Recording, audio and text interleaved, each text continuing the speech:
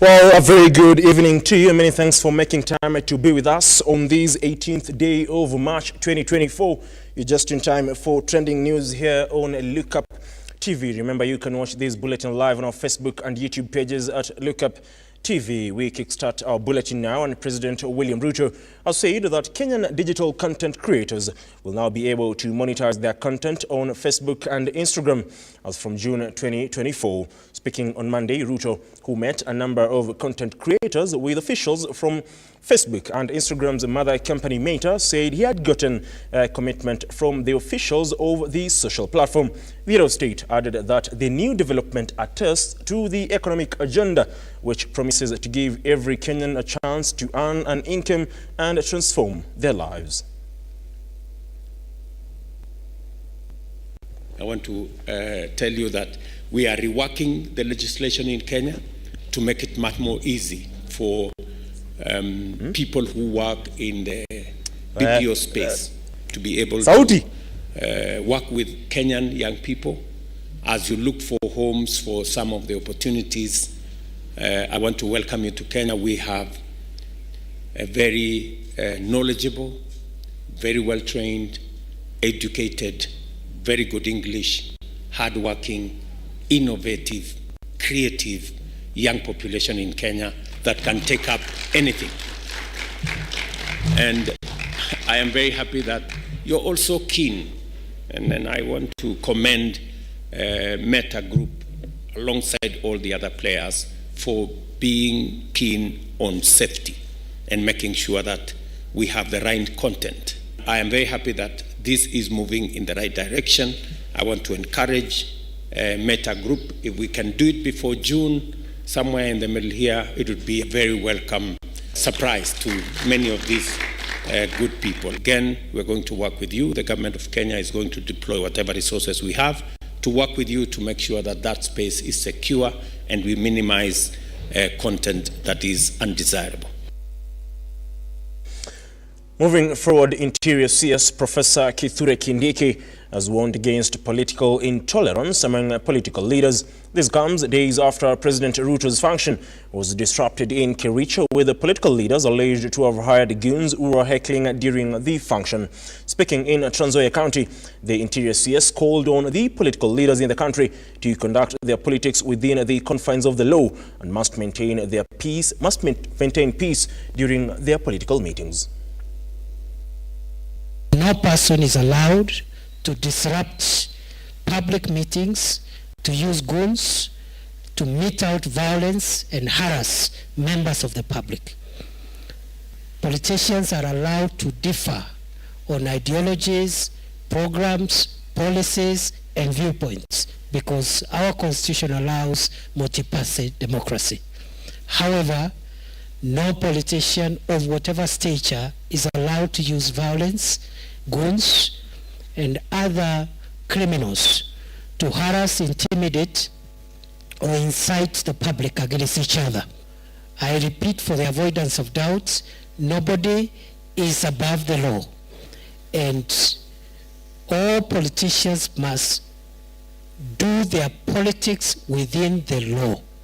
And this hooliganism and disruption has taken a life of itself, not just here in Trans Nzoia. You saw last week the kind of activities that were taking place in presidential meetings in Kericho and Bomet. We made it clear that that will not be countenanced. So we are not, as we are not part of the political discussions, our work is to secure the nation and make sure that everybody follows the law, and people who transact their political businesses, economic businesses, do so peacefully. Health now, and doctors have maintained that their strike, which started on Thursday last week, is still on until their demands are met. Speaking moments after holding a meeting with the Ministry of Health, the doctors acknowledged that even though the ministry had shown a goodwill and a commitment to ensure the issues were resolved, they wouldn't call off the strike, despite promises made by the ministry to solve some of the issues falling within its mandate.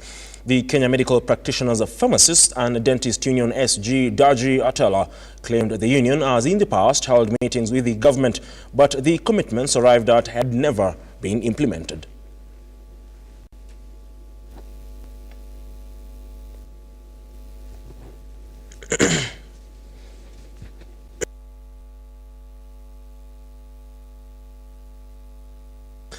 On to matters farming, and farmers in Kirinyaga, Murang'a and Nyeri counties have urged the Ministry of Agriculture to ensure they receive subsidized fertilizer as they are preparing their farms for the upcoming planting season. Despite the government's assurance to distribute the commodity, many National Cereals and Produce Board depots have not received it. They have urged the government to ensure subsidized fertilizer is available in time.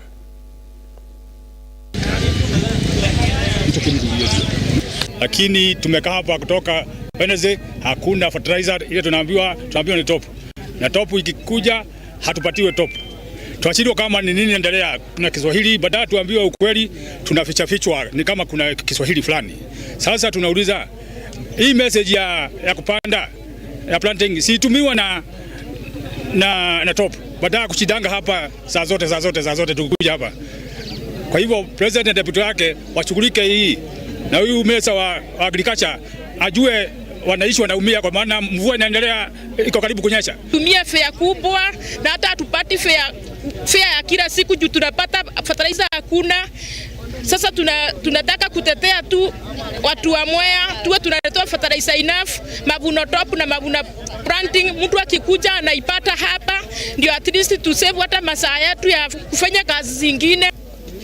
Tunashinda hapa kwa sababu mimi tangu nitumia message ya fertilizer niko na siku 3 nakuja hapa kuanzia saa 11 nikifikiwa naambiwa fertilizer hakuna.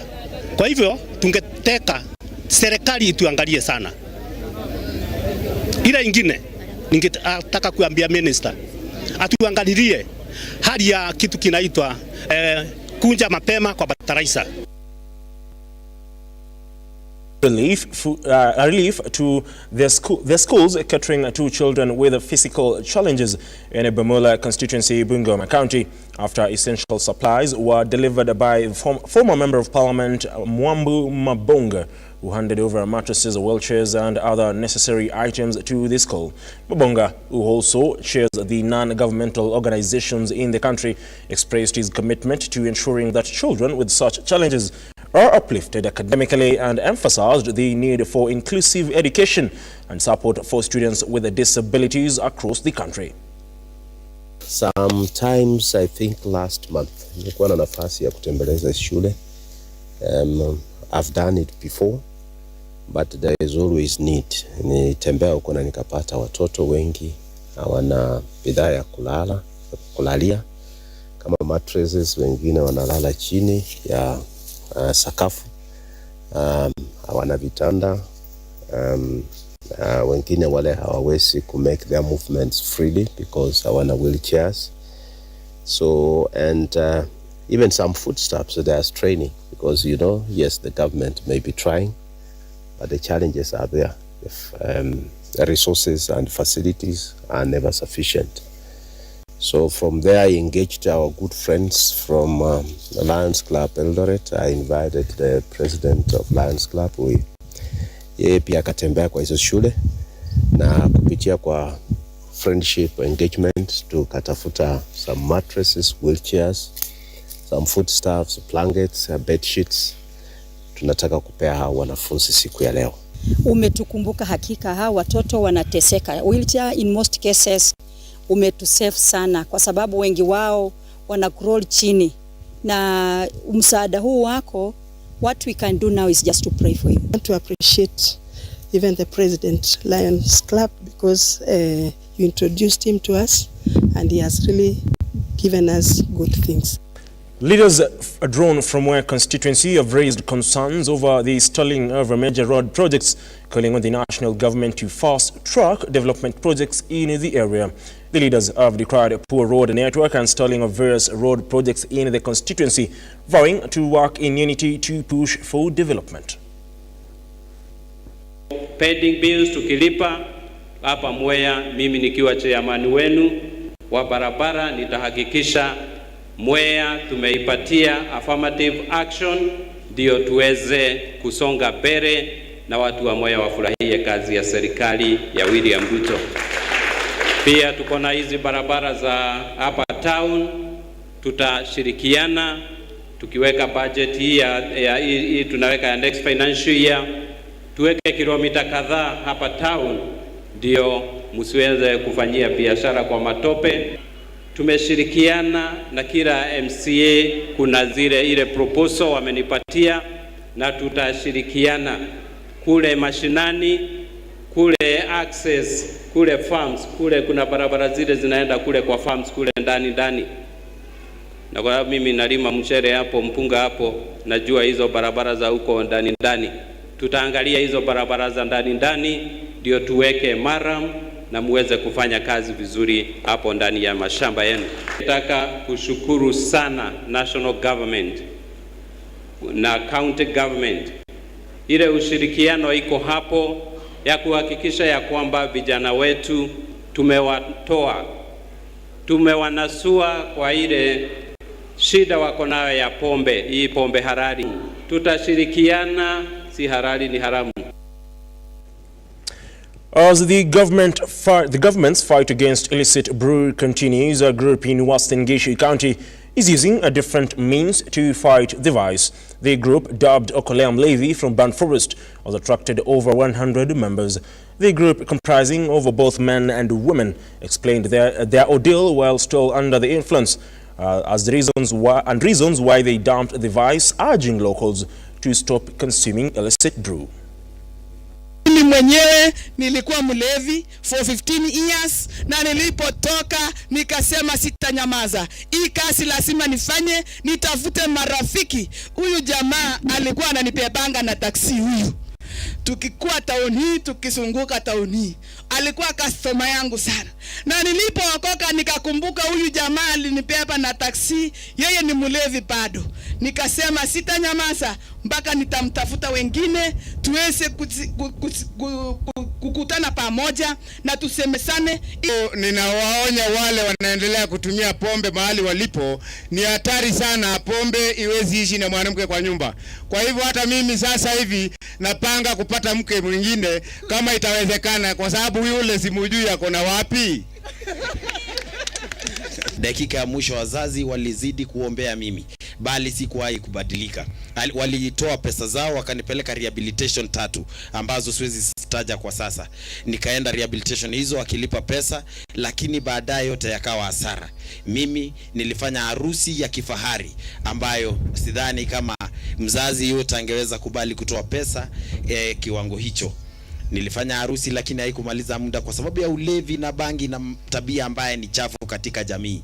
Kweli nilipoteza mke wangu na nikauza vitu vyote kwa nyumba. Muamini msiamini, niliuza vyombo vyote. To the tracks now are Jackson Kavesa and Agnes Mwikali are the winners of the first edition of Dixon Kavra 10 kilometers educational run. Kavesa clocked 29 minutes and 11 seconds ahead of Stephen Mudhini and Alex Nzioke, who finished second and third respectively.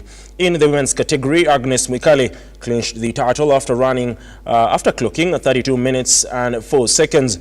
The winners in the 10 kilometers went home with 30,000 Kenya shillings, while those who emerged victorious in the 5 kilometers received 10,000 shillings. Kwa uwanja wa Kainga Stadium ambao tulikuwa tumeandaa mchezo huu wa kukimbia, tulikuwa na kilometers 10, kilometers 5, kilomita 4 na tulikuwa tumeuzisha mpaka shule za within Kangundo Central Ward na hata kutoka nje ya hapa. Madhumuni kubwa ya hii mchezo ni kwa sababu tumeangalia tukaona watu wengi wanakimbia kuenda kutafuta talents katika kiwango cha mpira ile tunaita football. Lakini mimi nikaangalia nikaona hapa kwetu pia tunaweza kupata talents za aina nyingine kama hii za kukimbia. Nina furaha sana kwa kuwa mshindi kwa game hii ya leo. Nashukuru pia organization yenye imeleta hii game na pia ina encourage upcoming athletes.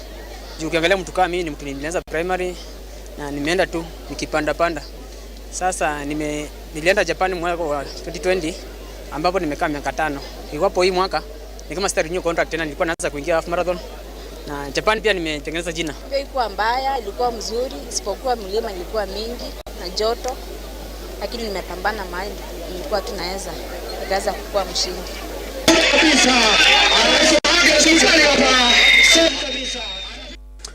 Now that story wraps up a bulletin. At this particular moment in time, we'll be coming to you at 7 and 9 p.m. with detailed stories. Until then, you can visit our website www.lookuptv.co.ke and to have yourself a wonderful evening. Like always, God bless.